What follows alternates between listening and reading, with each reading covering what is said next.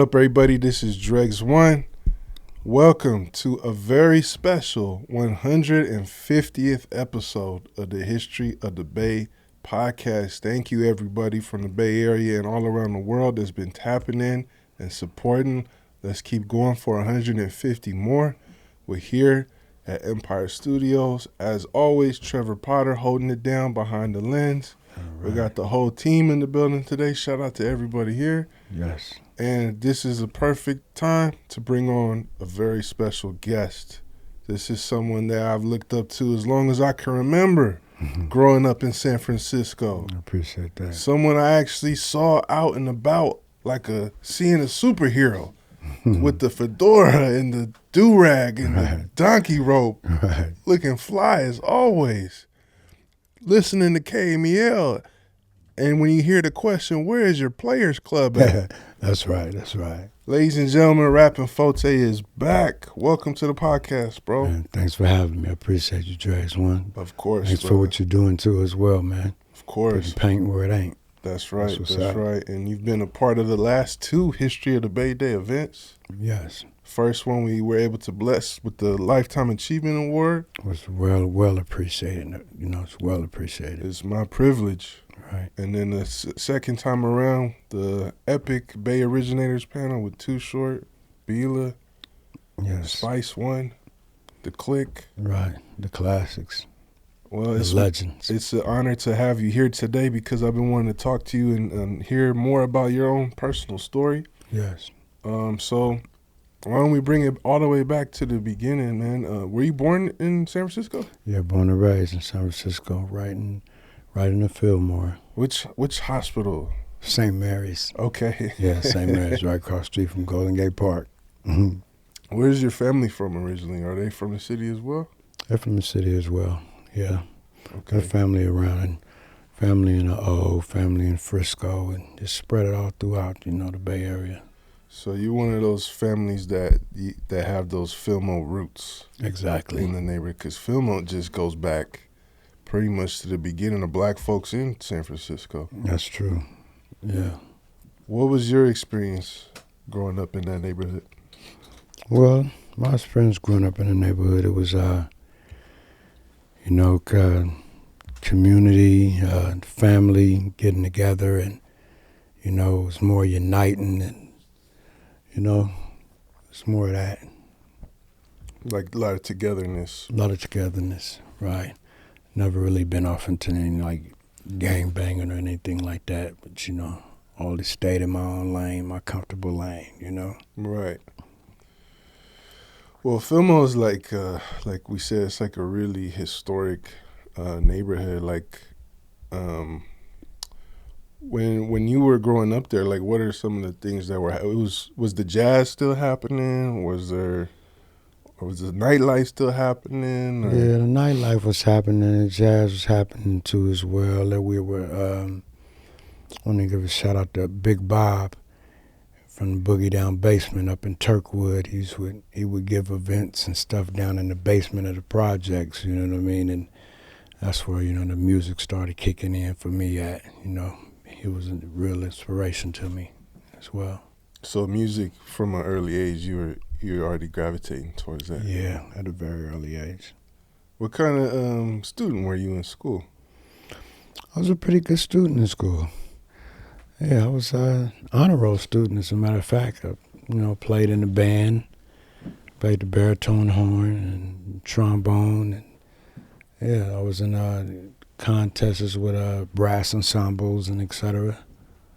Yeah. So at the time, like, the music that you're hearing and experimenting with is like soul and jazz? Jazz, soul, R&B, old school, Yep. When did hip-hop come around for you?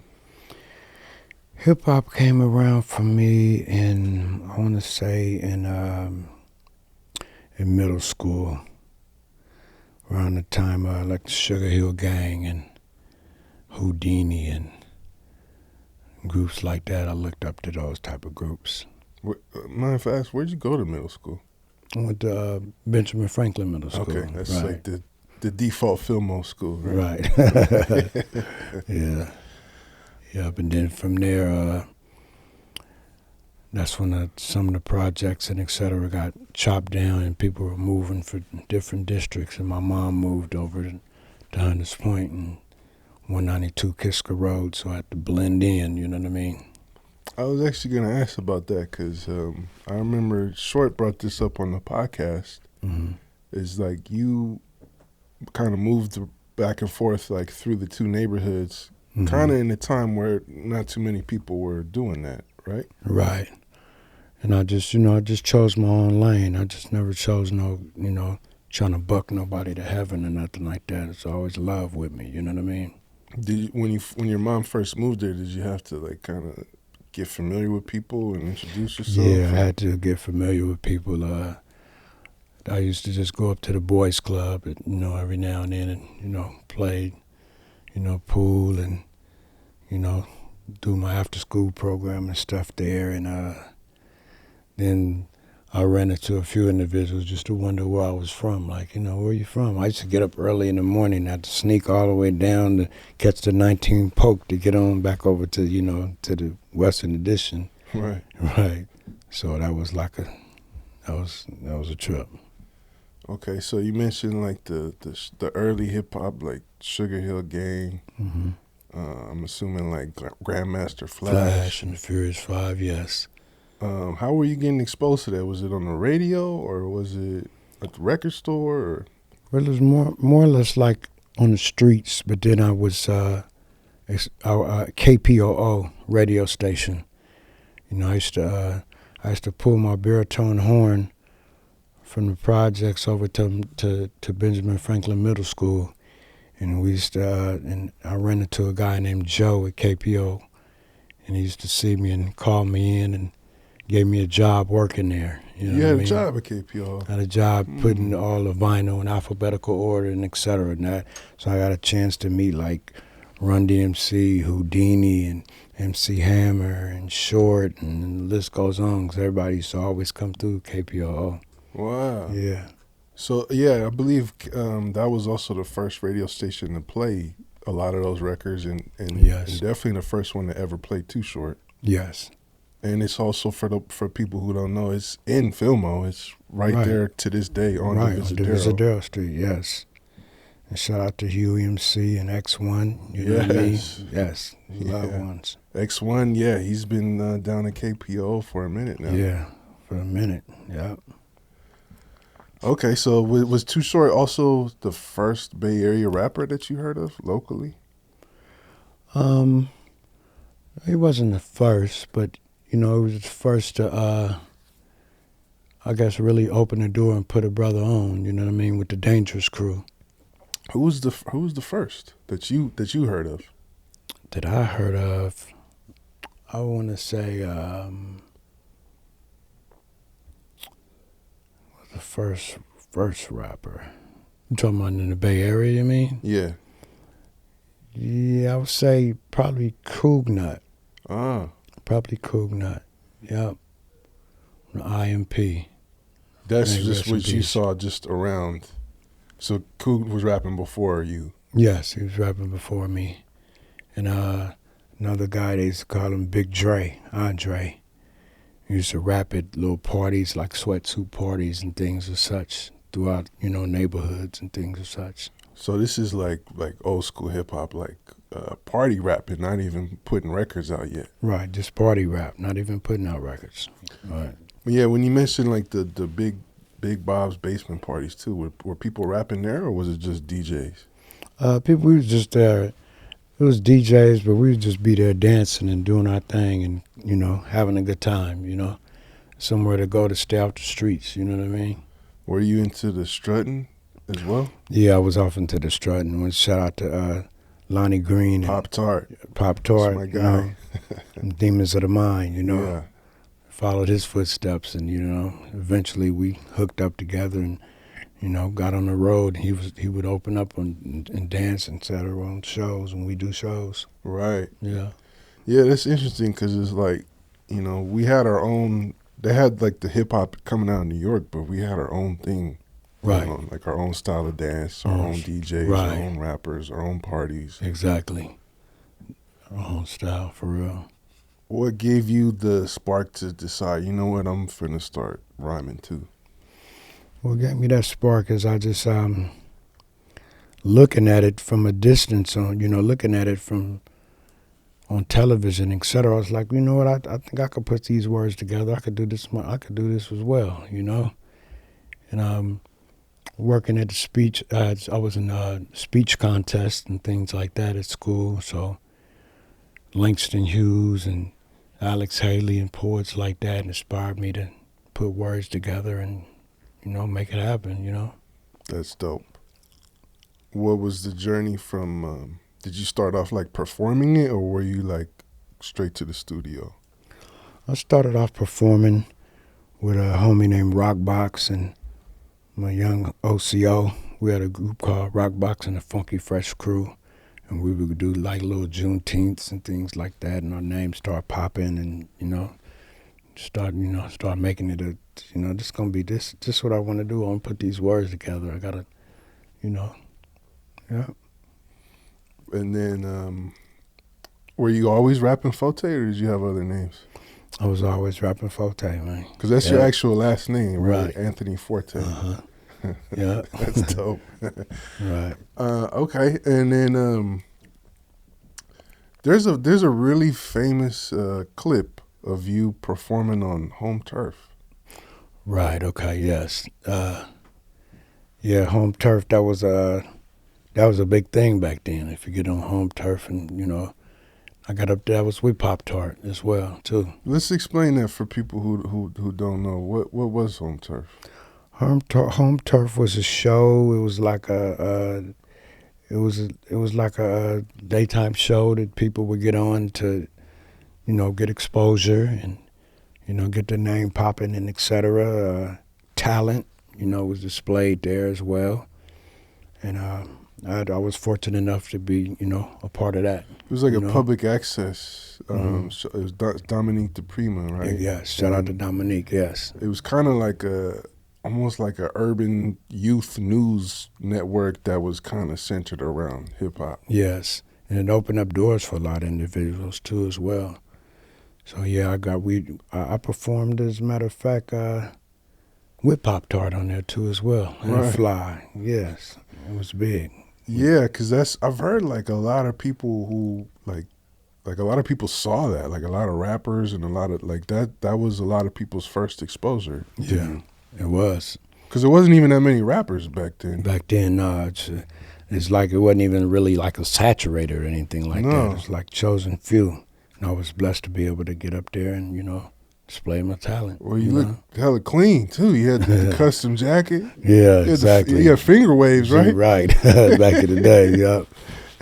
Had the perm and the whole, the playerism, Where did you get your style from, man? What? Because you always you never really dressed like the average rap cat. Your hair was always banging. You was always wearing hats and fly gear. Got that style from like the players I was around, the players in my family. You know what I mean? Shout out to all them and the OGs in the game. You know what I mean? Because you had it even back then. I saw that home turf footage. Like, it's pretty impressive. Like, you don't look like just some dude that just walked off the street. Like, nah. You look like I said, like seeing you around is like there's Forte. It's like you look like a special character. You know what I'm appreciate that. Yeah, it's a blessing. Gift. That style will go a long way, man. Yeah, dress for success. Exactly. Well, Too Short also told a story about when we did the panel. He's told a story that he came to HP and he saw you perform at a club called the Solar System.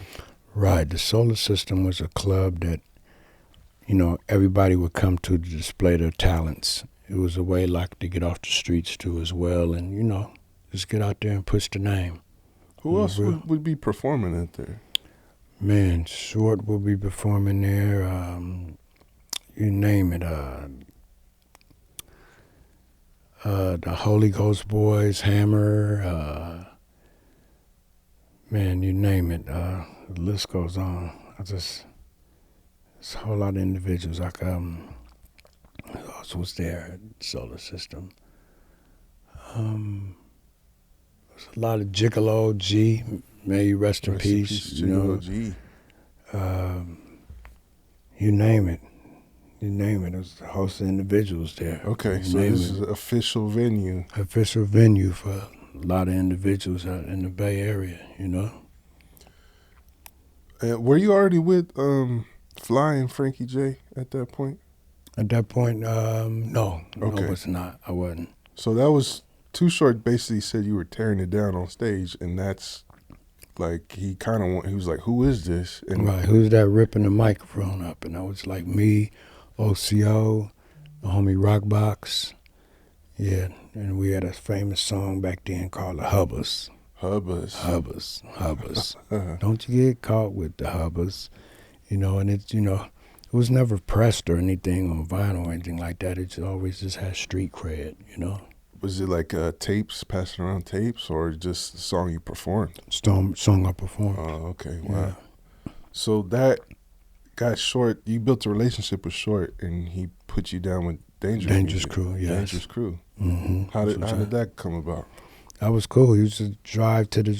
I always wanted to collaborate with, you know, with the other side of the waters, you know what I'm saying? With Oakland too as well, make more like a gangsta gumbo instead of beefing and drama and et cetera. So I felt like that was a good thing for me to do. Well, it's a pretty big deal, right? Because this is like Too Short's like bubbling at this point. Exactly. With the Dangerous Crew, me, Spice One, and JJ Hard, and the list goes on. And the Danger Zone, the females that we was on Don't Fight the Feeling with. Right. Yeah. And so this is like Short, before he was on 75 Girls, and now he's got his own record label. And did he actually sign you, or was it just like you're part of the crew? He signed me to the Dangerous Crew. Okay. Yeah, that was big. Yeah, a lot of people don't know that. Like you and Spice One were some of the original members. Yeah. What was your first impression when you met Spice One? Spice One's hella cool individual. Like, yeah, we, you know, we connected. That was like magic. You know what I mean? Well, that first song that you mentioned, "Don't Fight the Feeling," that was a pretty big song at the time, right? Yeah, that was a real big song. That was a song on Life Is, the album Life Is. Yeah. Right. And did that kind of like help blow you up a little bit? Yeah, it helped blow me up, and, you know, help got my name out there popping. You know what I mean? So it was up to me for that point to capitalize, you know, take advantage of that situation, you know? Yeah, so you didn't stick with dangerous music from there? No. What I did was me, my homeboy Fly, and Frankie J, we put our heads together and came with the Ragtop. So you were like, it's better if I just do my own thing. Like, you're doing your thing with Dangerous, but I need to stand on my own 2 feet right, too. I need to do my independent thing. The independent game was starting to pop. You were starting to understand how it worked. Exactly. Yep. Okay, so who were Fly and Frankie J? Because they played a big role in your early music. Yeah, Fly and Frankie J was like, you know, Fly, met Fly when I moved to Hunters Point from the Western Addition.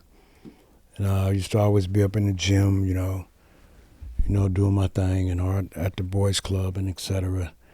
And I was, as a matter of fact, I was released from, I just had got out of jail, as a matter of fact. And he was right there at the halfway house and said, I want to introduce you to my brother. We're going to hook it up. And I've always been hearing about your talent and et cetera. Okay, so you caught a case like in between the Too Short deal and then your solo stuff, right? Yeah, yes. You went to prison for a minute? Yeah, I went to prison for a minute too as well, violation. Okay. We could talk, because that's the name of the other album, Off Parole, right? Right. Okay, so that probably got away in the way a little bit of you doing the Too Short thing too. Yeah, I got in a way that could have, went, to a whole nother level, but, had to take a step back to take a leap forward, you know what I mean? Yeah, so were you like in a position where you're like, okay, I got this rap thing going, but at the same time I gotta I gotta make some money. I gotta make some other stuff. Right, I gotta eat. You know what I'm saying? The hustle. You know. Yeah, and that kind of makes sense why you would maybe go from there to like, okay, well, let me just sell music. Exactly. Let me put out my own company and do this. Exactly. Yeah. Okay, so you guys met at the Halfway House. Mm-hmm. What was there? Were they artists too, or were they just more business? Or They're more business, more like, you know, just homies. You know what I mean? And said, we recognize your talent. Let's put it together. So we put our heads together and would start, you know, putting songs and etc. together. So they got like, just like, let's get behind you and make sure this dude has what he needs to succeed. Yes. And is that when you did the first album, Rappin 4-Tay is Back? Yeah, Rappin 4-Tay is Back. Yep. First independent album. That's on Ragtop. Mm-hmm. Yes. Who did that cover, man? I always loved that drawing. I always wondered. It was beyond my comprehension who did the cover. You know what I mean? So you didn't even like Fly or Frankie J did that and like, here's the cover. Mm-hmm. Oh. And hooked it up. Yep. Yeah, I always loved it. It's like very like 80s hip hop, mm-hmm. graffiti style. Different. Yeah. You know?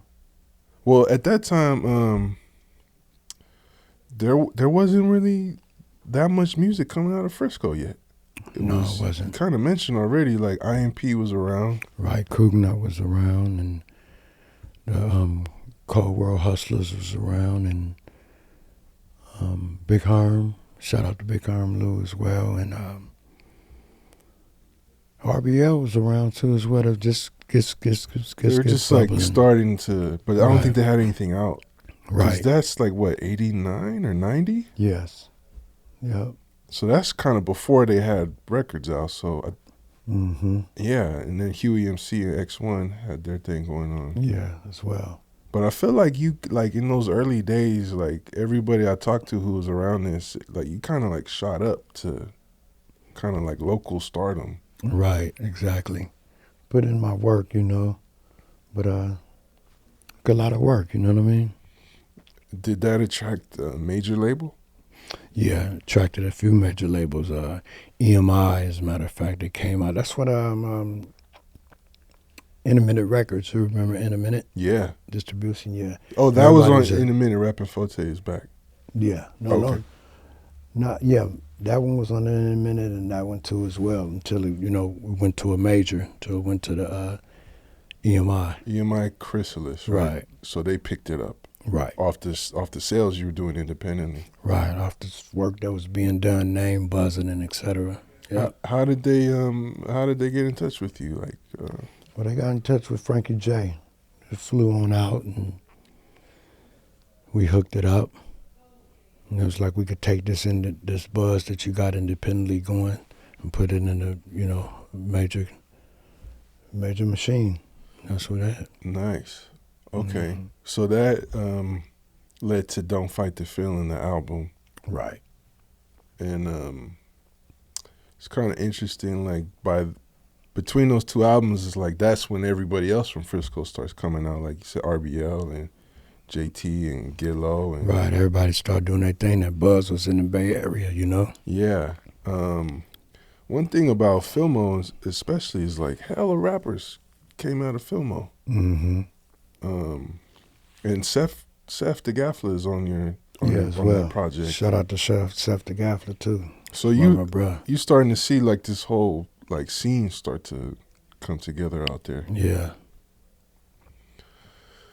Well, I mean, the biggest song on there is the classic Playaz Club. Yes, it is. What was the inspiration behind Playaz Club? Was there an actual Playaz Club that you were at? Well, it was created. You know, it was created. It was a concept. It was a concept created thing right there on 3rd Street, Hunters Point. So it really was there on the corner of 3rd and Palouse, right in the heart of HP. 3rd and Newcomb. 3rd and Newcomb, excuse me. Right. 3rd and Newcomb. The Long Island was the name of it. So yeah, we went in there and, you know, put our imagination together and made it happen. You know what I mean? Okay. What was the vibe and what was going on at the Long Island? The vibe was players and hustlers and playettes and gambling and toasting and doing what we do, you know. Sounds like a good time to me. Yeah, it was a good time, you know.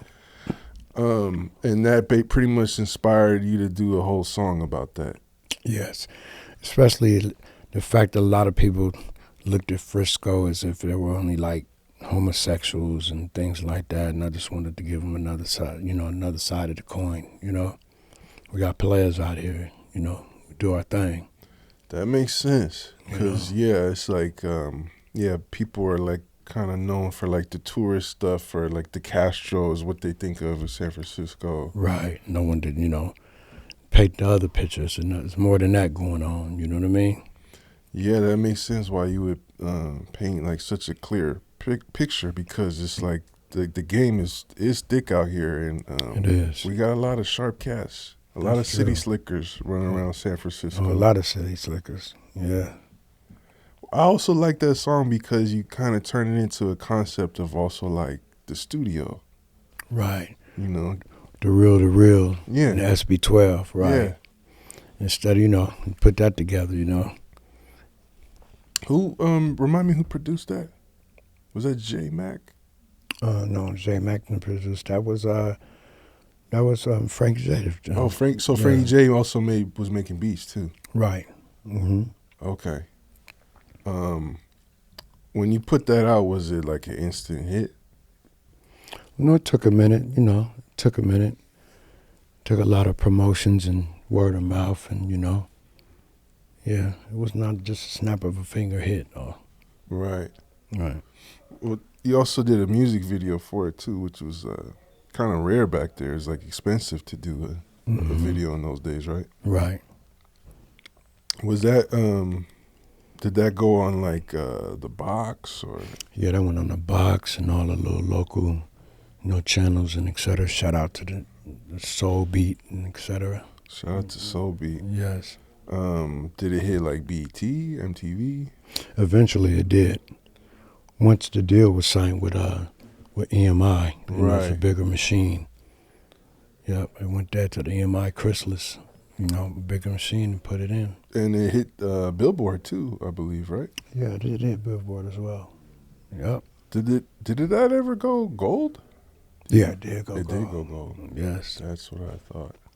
Yes, I mean, a huge record. Like, even to this day, like, I feel like people who are into 90s hip-hop that don't really know about the Bay Area or know about San Francisco, they definitely know Playaz Club. Yes. He really did actually put us on the map. Yeah, I mean, it's a blessing and pleasure is all mine, you know. It's the least I could do is plant a seed and watch it blossom, you know. Right. For real.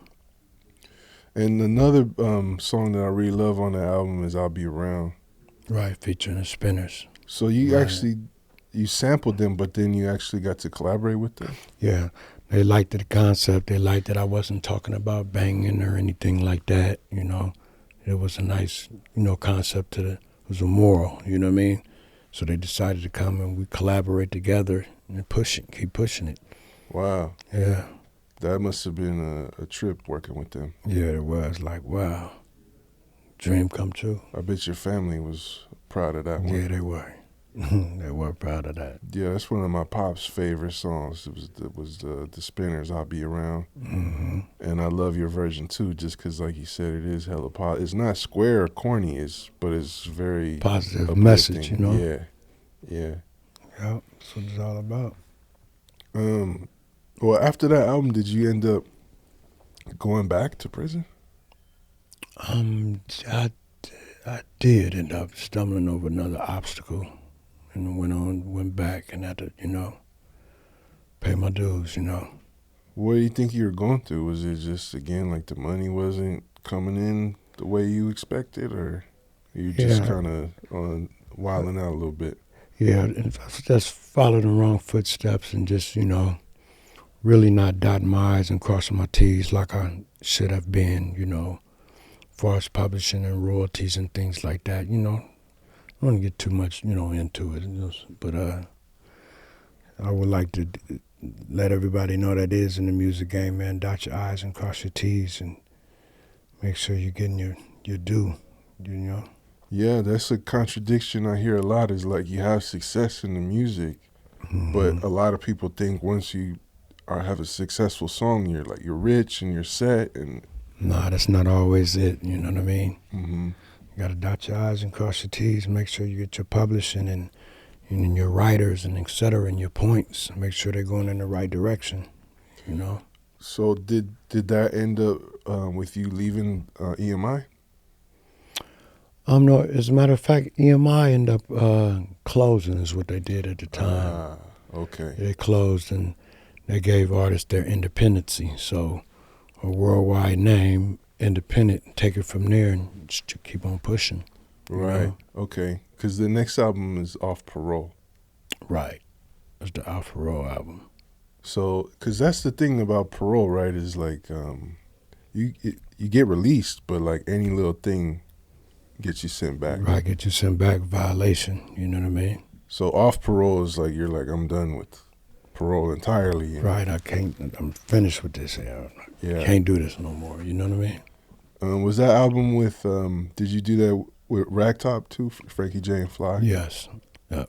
Okay. But that was like a pretty good follow up to your last album.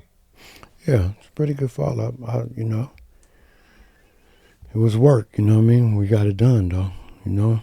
I think the big single from that was Ain't No Player, correct? Right. Ain't no player like the one I got. And that was, went up there, made that happen. Shout out to 40 and everybody who came through and participated in the video and et cetera. You know?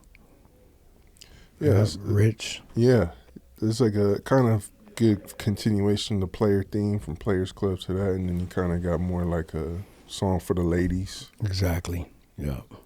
That's what it's all about. You had a really close relationship with Tupac. Yeah, me and Tupac, we were close. Tupac back in the day when I don't know if you remember the Stone on Broadway Street. I heard about it. Yeah. Isn't that where he got mopped up? Yes. And what I did was try, to separate him from, really getting too mopped up, Oh, so you were there that night? Yeah, I was there that night, performing that night, and I just, I'm always with the peace, man. And I guess Pocket, appreciated that. And it was like, good looking out, fo, Interesting. Yeah, because I was over like some line that Richie Rich said on a song with the Gov, I guess, where he mentioned Fillmore. Right. And it sounds like some people took it the wrong way. Took it the wrong way. That's how it is. Yeah. Life is sometimes, So, I was like, Richie always been a good, loved one too as well. So I just didn't want to see them all, messed up and stuff like that. You know what I mean? Yeah. I mean, I guess we should say like at the time you're talking about like all the unity in the neighborhood, and as the 80s and 90s went on and things got more and more separated. Yeah, that's real. But you were able to kind of stay out of that and and stay out that lane. You know what I mean? I never, I even never was with the violence or anything like that. Yeah, that wasn't me. Okay, so that's a hell of an introduction to meet Pac like that. Right. And so from there, y'all just kind of kept in contact. Kept in contact and, sent letters and et cetera and, supported him. Times I was in and he'd be out, he'd do the same thing, you know what I mean? Right, because at the time that you're dealing with your cases, he's dealing with cases too. Exactly, yeah. So did y'all kind of like bond over that too? Yeah, we bond over that, and then I finally met up with him, seen him, finally got together in L.A., you know what I'm saying? We sucked up with the Death Row, and we made the collaboration happen, you know. So that was years in the making, basically. Y'all just, I think there's it might be his last interview with Sway, where he talks about that, how y'all were always in communication during that time. Right. Never got to work together because. Right, in and out, you know what I mean? And that's kind of what the song is about too. Only God can judge me. Only God can judge me. Yep. And DJ Quick, did DJ Quick produce that?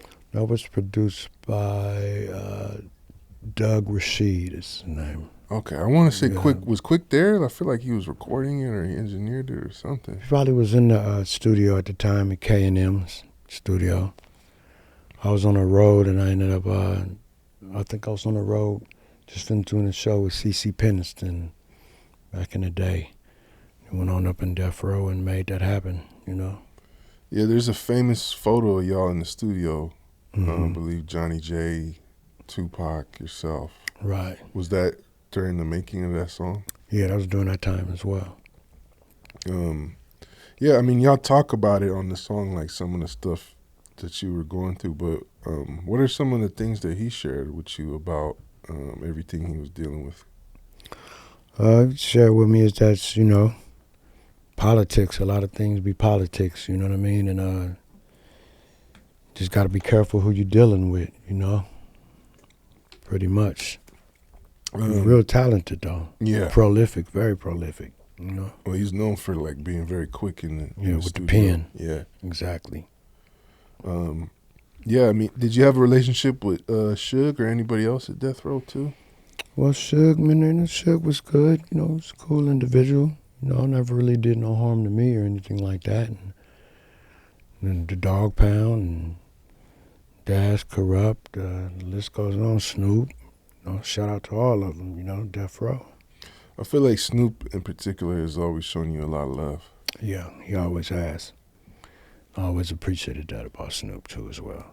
Did he ever share with you, like, if the Bay Area had any influence on his style? Yeah, he did. Yeah, I mean, he said he always did like my style. He always did like the Richie Rich style. The list goes on.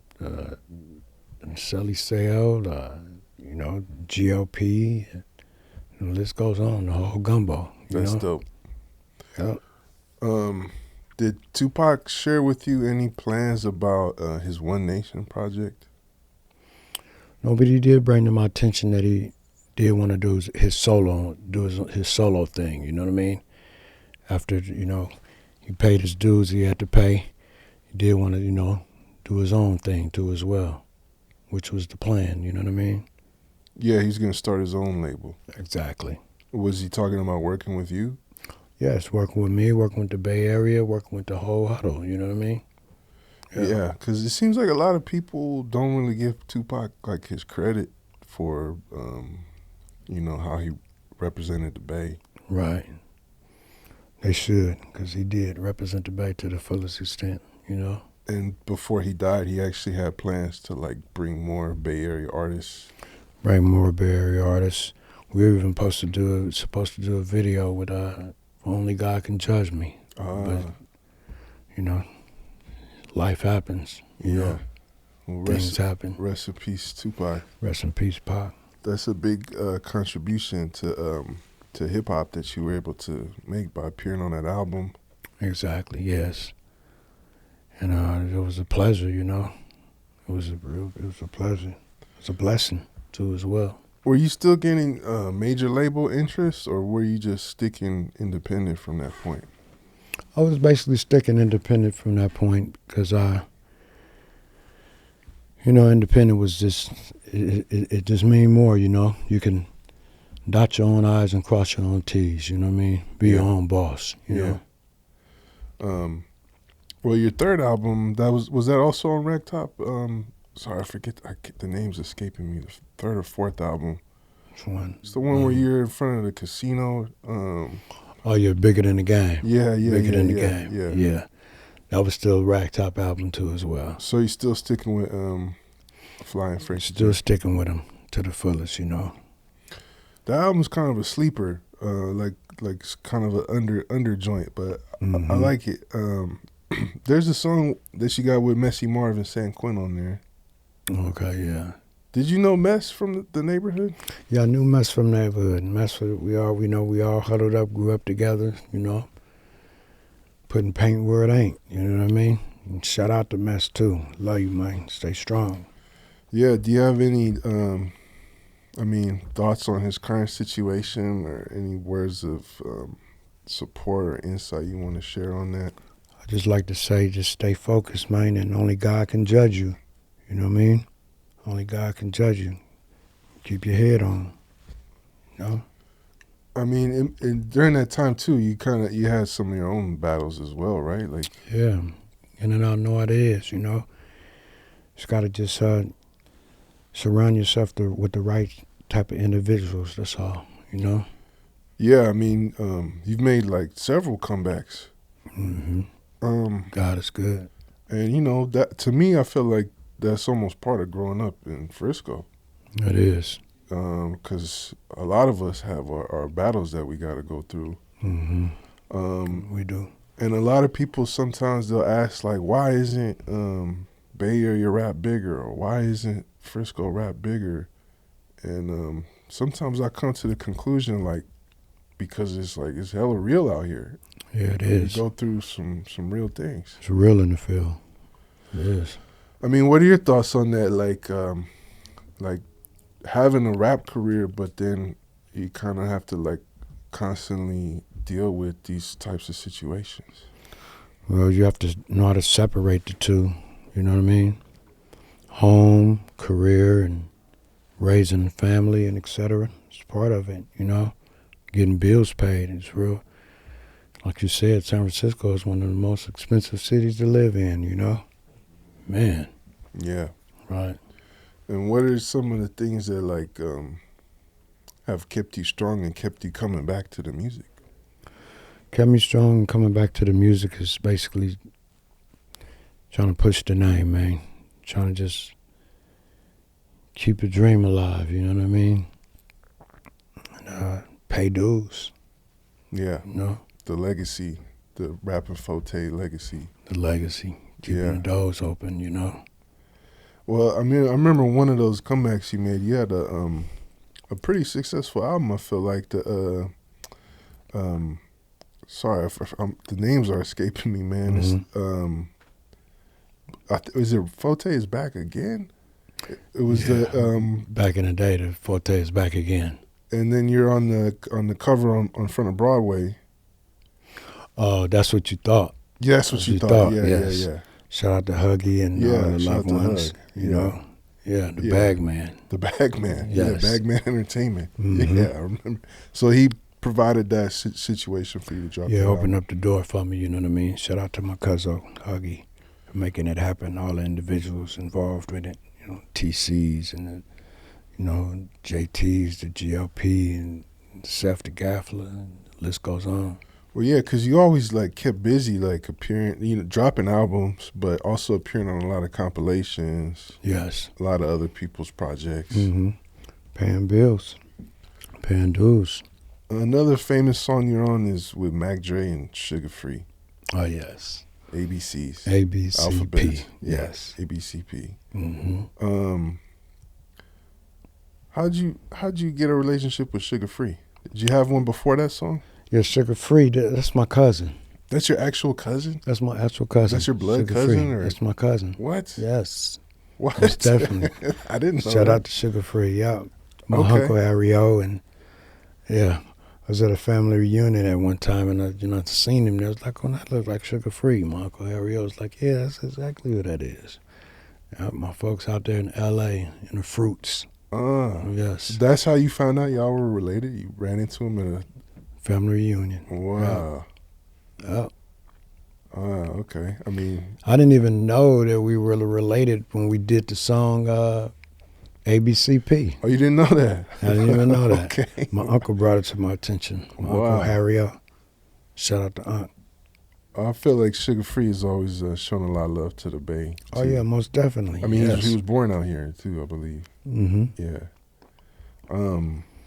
What was your relationship like with Mac Dre? Oh, me and Mac Dre was cool. Me and Mac Dre ran into the studio with Mac Dre with TC. Hooked that collaboration up. We were good, we was good. Like, folk, come on, man, let's go. He'll pull up, Mac Dre will pull up in the neighborhood, right in Fillmore. Like, man, let's head out to the studio and get some work done. It was all good. I appreciate that about him, Yeah, I've actually heard from a few people that Dre would be in Fillmore a lot. Mm-hmm. And doing this thing. And shout out to TC, because he also produced that, didn't he? Yeah, exactly. Yep. Yeah, shout out to TC. Shout out to TC, my guy.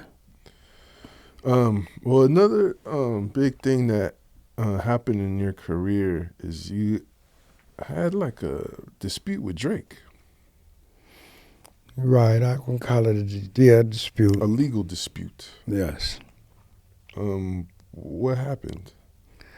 Well, as you know, he used almost my whole 16 bars, of my music on a song with him and YG.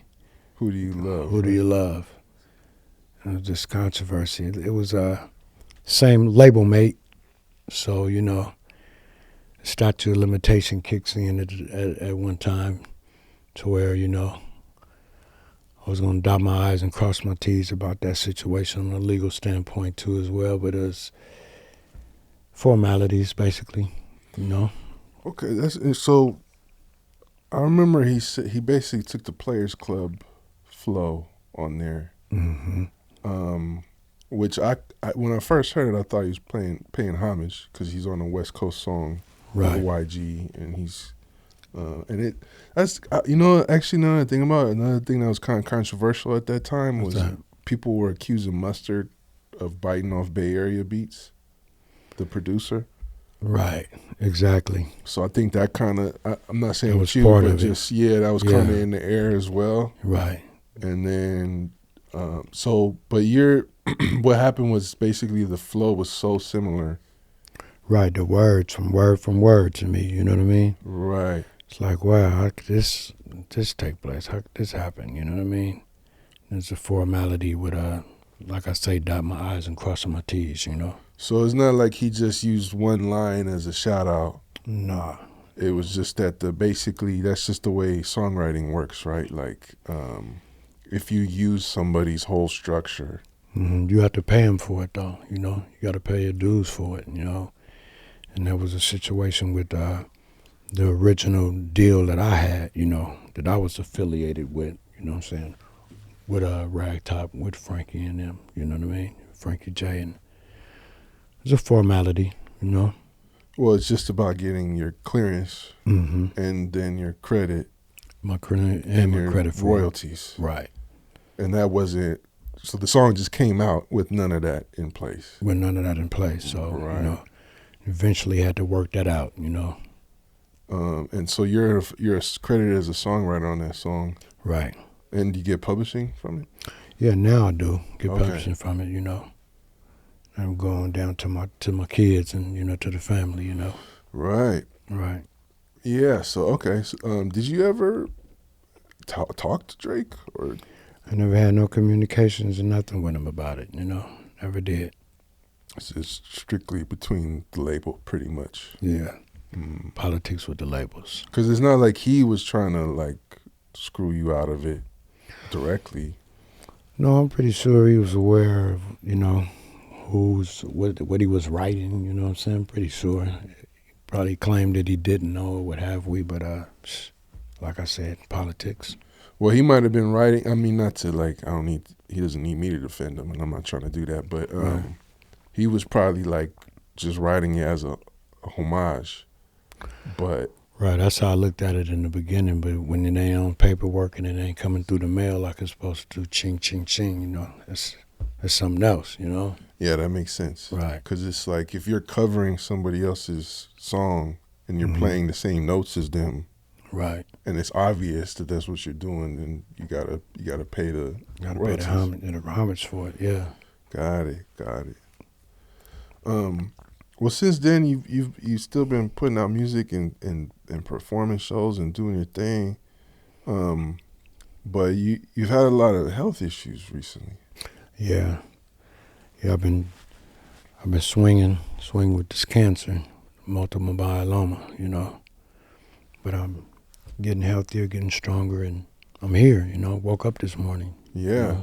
But it's been a few years now since you were diagnosed. Right. So for people who don't know, like what kind of cancer is that, myeloma? It's a bone like blood cancer.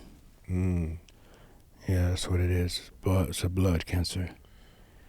And I just gotta be healthy, eat healthy, and, watch what I eat. Is it like a genetic thing or just like? I wouldn't call it a jet yet. Yeah, pretty much my father and my mother had cancer too as well. May they rest. Oh, Yeah. rest in peace. Mm-hmm. Yeah, because I feel like now there's a lot more awareness about this type of thing. Yeah, it is a lot more than it used to be, you know. Yeah, I'm sure in your family's or your parents' generation, it's like people didn't really understand how to deal with these things. Right, exactly. It's really no cure. It's just, just stay healthy, you know. And so, are you in recovery, or are you still like actively fighting this? Well, it's like a small percent, you know what I mean? A big difference from what it used to be, you know what I mean? Wow. Right. So that's something you have to work at. Yes. Because that's the way cancer is. It just multiplies and yes, can spread. But you've been able to downsize it, right. Thanks to I want to shout out to my wife and my family who've been having my back through it all, you know. My kids, my siblings, and, the whole family, shout out to them. Yella and Hughes family and the 4-Tay family and all the family, you know what I'm saying? Yeah. Looking out. Yeah, okay. So, I mean, I want to salute you for that, bro, because it's like you're still out here in the field doing shows. Right, doing the best I can with the doing tools projects. I got. Yes. Doing music. Are you still recording? Yes, still recording. Still working on stuff, but you're like, you got to be a warrior about this. You got to actually. Yes. Do you think that also, like, what you said earlier about like getting up in the morning and feeling grateful and all that, like, does your mental attitude have an effect on the condition too? At times it does. But, you got to have a strong person in your corner, people in your corner, keep you motivated and etc. It takes that, Well, I'm sure you've had to like go out there and like and rock on even when you didn't really feel like it, right? Yeah, a lot of times I do, And I feel like I got to get it done, And the shit's expensive too, huh? Yes, it is. It is. So I don't give shout out to all sponsors and people having my back through this whole thing, Yeah. So we'll put some links in the description so for people to support and cop some merch or even I know you had a GoFundMe up, so people fans out there want to show love and support. Okay. Yeah. Appreciate that. And so what's coming up now is you have a show in Frisco, Carnival. Yes. With my folks from Dying Breed. Spooks, shout out to Spooks. Shout out to Big Spooks, man, from the Mission. And you're dropping some merch, exclusive merch. That's going to be big. Yeah. It's going to be big. I always did wanted to rock the Carnival, so God is good. I got to pull up and grab that 4-Tay's back shirt. I need that. Okay, most definitely. Oh, yeah. Had it for you. Yeah. And what else is coming up that people should look out for? I got a greatest hits that I'm working on right now too as well. Merch as well. I have a wine through the Vallejo Cellars that's launching too as well. Nice. What's the wine called? It's called Playaz Club Rosé. Nice. I knew I was going to say it better have some mention of the word player in there. Most definitely. Yes. Yes. Well, I appreciate you as always, bro. It's always an honor to link up with you and get to build with you, man. Appreciate you too, and appreciate the whole Bay Area, you know what I'm saying? And I have a book too as well entitled I'll Be Around. That's right. Just look for it. It's there, you know what I mean? Shout out to everybody. Shout out to Amina. Shout out to Tig, Jasmine, the whole family, you know what I'm saying? Yellow B, Hughes, and yourself, you know what I'm saying? Right on, brother. Black C, RBL, the whole huddle, Andre Nicotina, the whole gumbo. All my loved ones, all man. My folks. All yes, my sir. folks. Yes, sir. I appreciate you. Yes, bro. I'll just say this one last time on that note in closing. Like, if you ask all those guys, Black Seed, Dre Dog, Right. Herm Lewis, Yes. if you ask them who was really the superstar of San Francisco, they're going to say Rappin 4-Tay, man. Appreciate it. It's all love. There it is, y'all. History of the Bay, Dregs One. One love. One love. 150 episodes. 150. Congratulations. Thank you, man. All right. See you next time. Peace. Peace. Recognize where you got the game. We got our own style, got our own slang. Northern California is a West Coast thing. This is the history of the Bay. Recognize where you got the game. We got our own style, got our own slang. Northern California is a West Coast thing. This is the history of the Bay.